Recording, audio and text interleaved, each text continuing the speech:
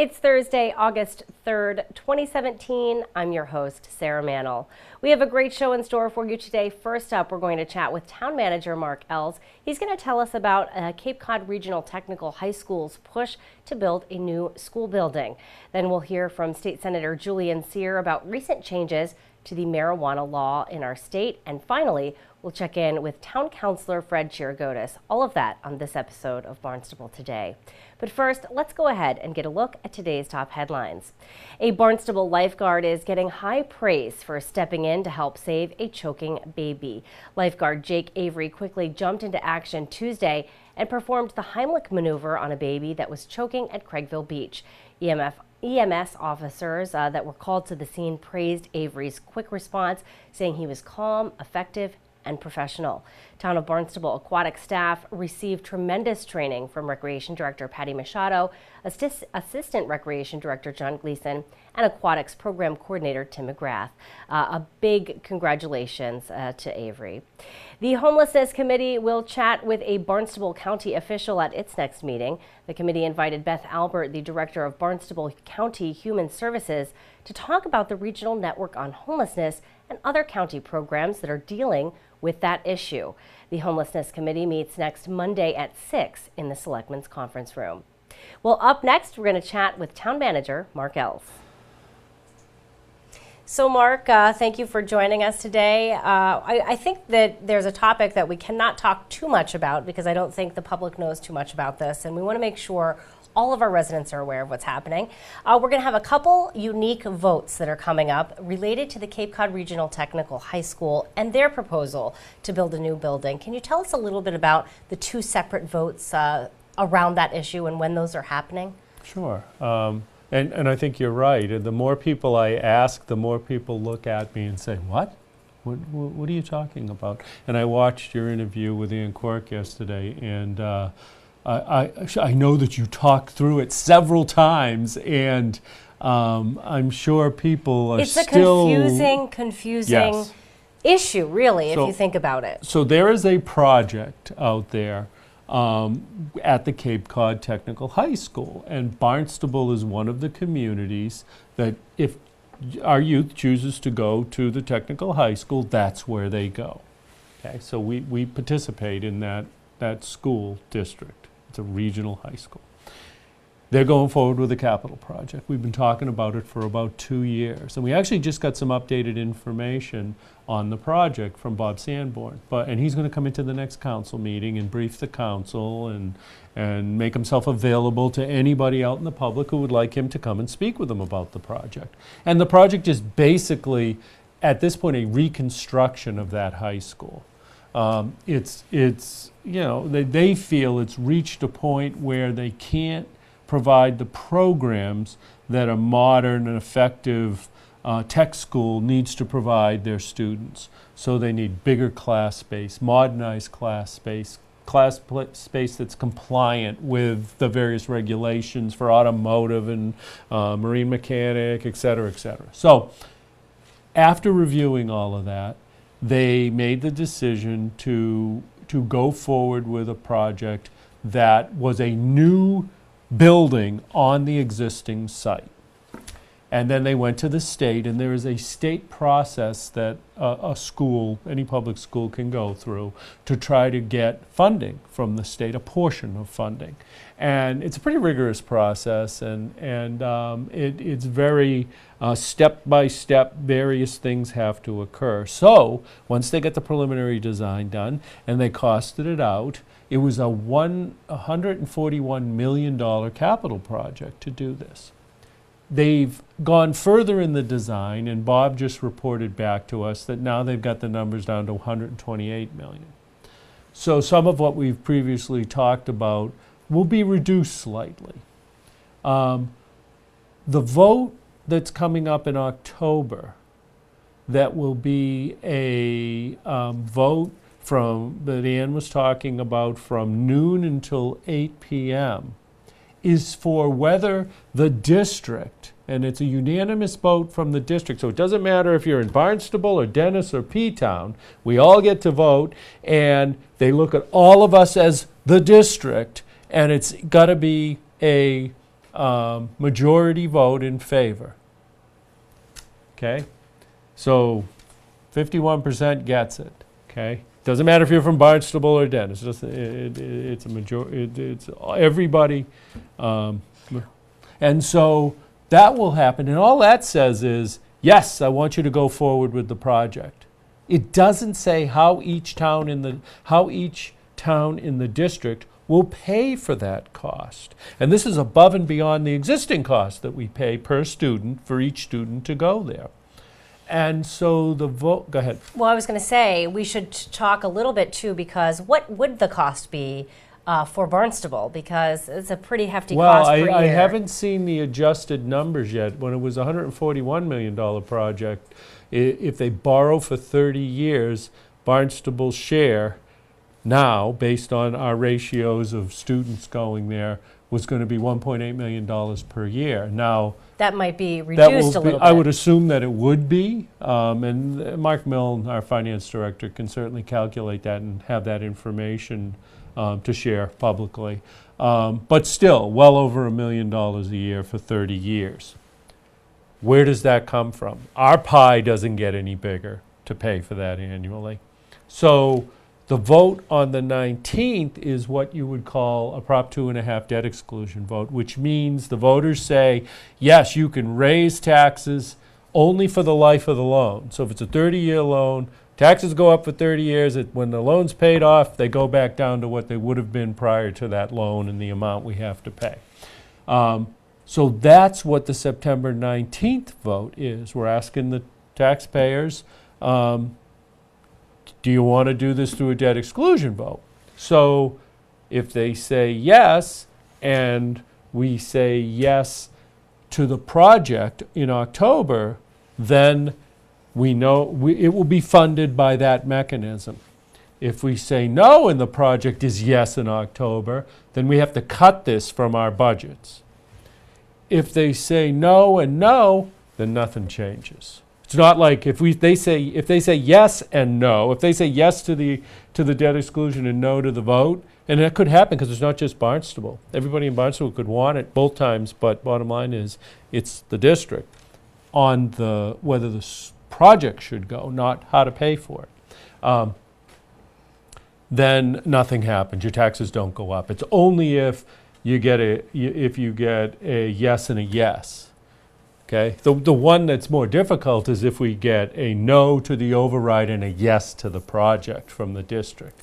Then we have to cut $1.8 million from our budget, and that will be programs and services. We don't have that kind of money over 30 years to just absorb that cost into the budget. Right. So. Very important, I think, for people to understand when these votes are happening and why they're happening. I think Town Council really wanted to have that Prop 2.5 debt exclusion vote prior to the vote so people could go in informed as to knowing how this would be funded when they vote on the project on October 24th. That's exactly why. And there isn't a lot of information out there about this, besides you and I talking about it regularly. There's been a couple of articles. I know I've talked to other elected officials, some of them outside of Barnstable. Barnstable Town Council is well aware of this. Our school committee is well aware of this. Meg Mayo Brown and I speak about it regularly. And we're in constant contact with Bob Sanborn, the superintendent of that tech school. But when I go beyond that, it's a very mixed. I would have to say it's about 70% don't even know what I'm talking about, and maybe 30% have heard about it, and some of them might have some details. So I'm concerned. I'm concerned that people won't be informed when it comes time to vote. So we will keep reminding them, and we should tell everyone that's listening to our interview right now, there are some frequently asked questions about this issue on the town's website, so those can be accessed if anyone has further questions. And of course, I'm sure you're always willing to chat with residents about issues.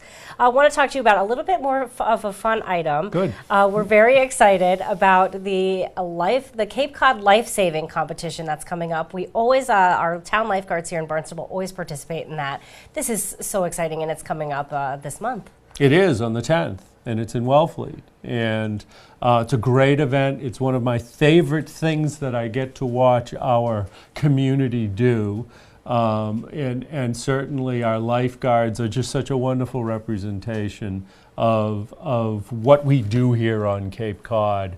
I'm always very proud of what I see out there. Whether they win or not isn't the issue at all. It's such a healthy, positive thing that they're doing. They dedicate their time to go and train for this. They're with other communities on the Cape and off the Cape, quite honestly. I believe there's teams from Maine that come down and compete in this. So, it's just, again, I think I've gone to every one for more than a decade, and it's one of the best days to view what our young people do. And even though it's not about really winning, Mark, we do very well in this competition. We do well. Barnstable always does very well. We do. I have to say, too, it's one of our favorite events to cover. It is so fun to go. We're glad to see you there, actually. Watch everybody, everyone's smiling, having a great time, and teamwork. It's great to see the teamwork that happens. It is. Yes, it is. These are well-trained young people, and they're going to go out there in life, and certainly they participate in this, but they'll do great things, and it's great to see that when at a young age that such positive activities. That's what we want. Love it. Well, thank you, Mark, for joining me today. Really appreciate it. Our guest today, Town Manager Mark Els. Up next, we're going to chat with State Senator Julian Cyr about recent changes to recreational marijuana laws in Massachusetts. Please note that after this interview was recorded, Governor Baker did approve those changes. So, Julian, thank you so much for stopping by. Glad to finally have you here in studio. I know, I'm so glad to be here in person. We've talked over the phone, but just glad to be able to pop in and see the space. Yeah. And see the magic you guys make here in Town Hall. Try and make it happen every day. So, want to talk to you a little bit. I know the legislature actually compromised on the marijuana bill, went ahead and sent that to the governor's desk. Talk to me a little bit about the changes in that bill. Sure. So, this was something that in the Senate, we felt really strongly that we need to do both respect the will of the voters who spoke pretty convincingly on this. In the district I represent, there's sort of a variation of that. The outermost reaches definitely were very in favor of it. Here on the Mid-Cape, here in Barnstable, some more skepticism. One, to respect the rule of the voters, and then also really make sure that we're ensuring public safety, but also eliminating the black market. So that if we don't do, if you essentially leave the existing market that's in place, and let's be honest, there is a robust market for marijuana currently, that's actually not going to really move the ball forward when it comes to having quality product, making sure that we're making sure children aren't using that product, and I think really beginning to unravel, I think, a lot of the harm that we've seen around the criminalization of marijuana. And so the Senate put forward a pretty robust approach around respecting the will of voters, but also making sure that there were some safeguards in place. The House had sort of a more stricter regime. That went to conference committee. And what emerged, I think, is a pretty good bill. So we have one of the lower tax rates in the country, 17%, which is on par with states like Oregon.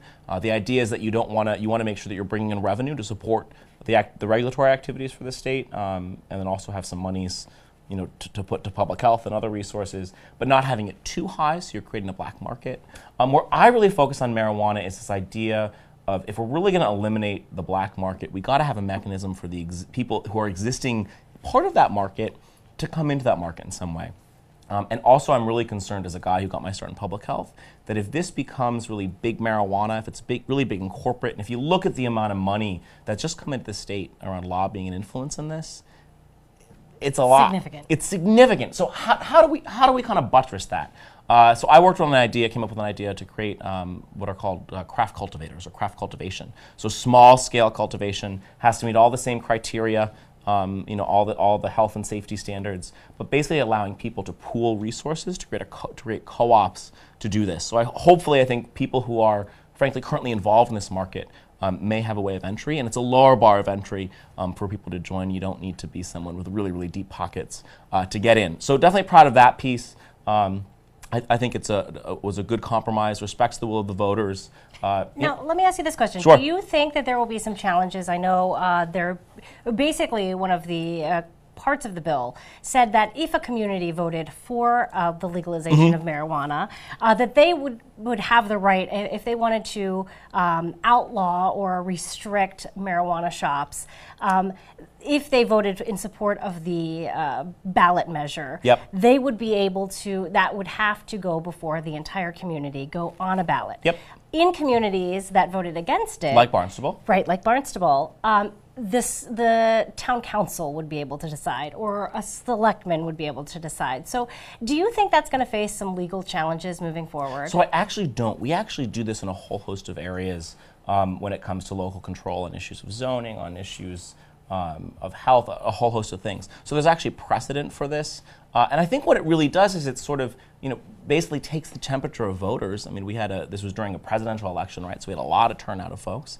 And it says, all right, if your community voted for this, we're not going to have the barrier to sort of reversing it is going to be higher than in a community like here in Barnstable, where folks really had some concerns about it. And so I think that actually makes sense, and I think in a way it actually really respects the will of communities, and I think it's going to really help communities determine, really have a real say in how recreational, the unrolling of recreational marijuana is going to be. I mean, we've had dry towns. I actually have several dry towns in my district, primarily Up Island towns and Martha's Vineyard. And so this is similar. It's allowing towns that want to have that, are able to have that say. And communities that voted, 60, 70 plus percent for this, clearly this is something that folks want, and it's going to move forward. Now, this went to the governor's desk. Has he responded yet? I haven't seen anything. We're actually currently arguing and fighting about another piece that the governor sent back to us, and that's about the state budget, which I'm glad to talk about. Let's go ahead and move to the budget. Not sure what they're going to do with marijuana, though I think it's within those 10 days, so we'll see. On the budget, certainly it was a tough fiscal environment. The original sort of benchmark number that the administration and the two houses come up with, that had to be revised downward. So a lot of cuts were made to the budget that the House passed and the Senate passed. I was really proud to have been able to secure $2.4 million in funding, state and local funding in the Senate budget. Was able to preserve $500,000 of those resources for things right here on the Cape that are really important: homelessness, housing issues, and affordability. And then that's what the governor went ahead and vetoed and so a the lot governor, of those items. So you work really hard to get it, and sort of very surgically, and the vetoes that were made, they don't really add up to a ton of money, right? So we're talking about $40 million. We have a $40 billion budget, and these are about $40 million vetoes and local priorities. So really, I think, from my perspective, really question why we're not supporting, some of the most vulnerable people in our community. I was really disappointed, was able to get $100,000 for the Fire Training Academy so they can upgrade all of their systems to make sure we don't have the mess that the town of Barnstable's had to deal with over these past few years. That was vetoed. And so really going to work hard to override those vetoes to make sure we have that support. That was my next question. Yep. So process-wise, that budget now goes back to the House and Senate, and you guys can override those vetoes. Correct. It has to start in the House because it's a money bill. So I'm working with my colleagues in the House to sort of lobby to get that. And then it'll come over to the Senate. We may actually take those up this week, but I think it's really important when we're talking about these vetoes. The final conference budget did a really good job on fiscal responsibility, and this is something that's important to me. So we put $100 million in the state's rainy day fund. We set aside another $100 million reserve for unexpected expenses, snow and ice. And so the governor sort of cut sort of above and beyond. I really question, is it really necessary for us to be really hurting vulnerable people in local priorities for the islands, for here in Barnstable, especially when we have such a big problem around homelessness, around housing. The town has really struggled with this Fire Training Academy issue. So that's something I'm going to be pushing to overturn. Great. Well, thank you for it's such a pleasure to be in. Yeah, I know. You're really glad you could make it. And thank you of course, so much. Look forward to chatting with you again in the near future. Absolutely. Thank you, Sarah. Thank you so much. Our guest today, State Senator Julian Cyr. Well, now we're going to check in with Town Councilor Fred Chirigotis. So Fred, very excited to chat with you today about all of the work you do on the council. But before we get into the meat of the interview, I do want to mention this will be your last term with us on the Town Council. Actually, I'm at the end of my third term, Barnstable has term limits, and this is my 12th year, and at the end of 12 years, I will be no longer, so you'll have a new counselor in Precinct 4. Yeah, well, we're definitely going to miss you. We're definitely going to miss you. Any word yet who's running in Precinct 4? I believe that there are 2 people that I've heard are running from Precinct 4, Britt Biedenbender and Mike Monahan. I know both people that, they'll both do a great job. The issues, they both have a handle on what the issues are in Centerville and Barnstable at large. If you want to know about the issues that are coming forward, we have big things coming forward. What do you think are some of the bigger things that are going to come before the council? The first thing that are already before the council, that's going to come before the voters, I believe the vote is September the 19th, is going to be a question about the funding of the new Cape Tech School, which is a technical high school. It's located in Harwich Regional School, of which Barnstable, I believe, has a 30% membership. So 30% of the cost of that building will be borne by the taxpayers of the town of Barnstable. So it's estimated right now that the cost of that construction is going to be $141 million, of which Barnstable will pay, I believe, $1.8 million per year for the next 30 years towards that construction. Now, if that project is approved, and that'll be approved by a majority of the towns that are members of that school district, if that happens, whether the town of Barnstable agreed or not, we'd be in for 30%. So the question becomes, how do you pay for it? And the issue on September the 19th will be, will the voters of the town of Barnstable, would they prefer that this be an override, which means that it would be a $1.8 million bond in addition to the taxes, or would that be paid for with the regular taxes that we have right now, which means that we'd have to make a $1.8 million cuts in other areas of the town. It's a very difficult thing. It's not that we won't participate in the new Cape Tech. It's not that we won't pay our share. It's a question of, how are we going to pay for it? Are we going to pay for it through the general budget that we have right now and reduce whatever services we provide by $1.8 million, or is it going to be in addition to the regular budget? So, and that advance vote, I think the council really chose that so that voters can go armed with the knowledge of how that will be funded before they actually take the vote in October on whether or not they support that new Cape Tech High School. I have to say you've been paying attention, and that's exactly right, is that the voters really need to have an understanding of how this is going to work even before we get to the vote on whether we're going to go forward or not. Right. Educated vote's always important. What else do you see as a huge issue for the council in the near future? An enormous issue, an issue that I've been working on for the entire 12 years, and it's a issue that's been worked on Cape-wide by everybody that we know, and that is our water protection issues. So some people think of it as sewering, some people think of it as cleaning up our embayments and salt water. It's everything. It's our fresh water, it's our ponds, it's our drinking water, it's our salt water resources. So how are we going to protect, preserve, and clean those? We have a number of issues about that. That's an enormous project that's going to go from the tip of Provincetown all the way to the canal and across the canal. So the planning for that is going to be presented on August the 17th. The initial plan that was created through the Water Resources Advisory Committee, which I was a member, chaired by Lindsay Council. We've been working for a number of years on creating a plan for the town of Barnstable with the same understanding that watersheds don't stay within town borders. So, that's I could bore you to tears with all the facts on that, but that's a really huge issue that's going to be with us. Just to give you an idea, right now the idea is that there'd be 3 phases for sewer expansion, for the lack of a better word. But so the first phase would be 20 years, and then from year 21 to 40 is the second phase, and from year 41 to 60 is the third phase. So it's a long-term investment in our own community to make sure that we have a place to live and stay and enjoy. And make sure we keep that tourism industry as well, because as we know, it's very important to our local economy. So, Well, tourism is just one part. If we don't have clean water, we cease to exist. right. So it's for all of us. Wonderful. It's for everything. Wonderful. Well, thank you for stopping by. Really appreciate you chatting with us today about all of. Wait, I can go for days. Oh, I'm yeah. You want to keep going? We can do that too. No, we're good. Thank But you. thank you for stopping right. by. Really appreciate it, and glad to chat with you about your work on the council. All right, thank you. Bye-bye. Our guest today, of course, Town Councilor Fred Chirigotis, Precinct 4.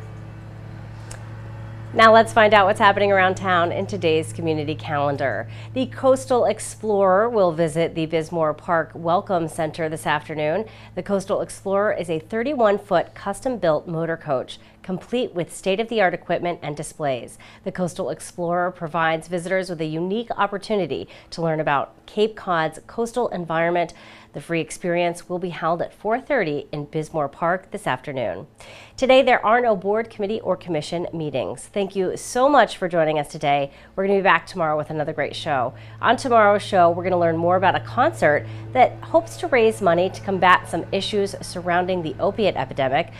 We'll chat with Aquatics and Program Coordinator Tim McGrath and so much more. For Barnstable Today, I'm Sarah Mannel.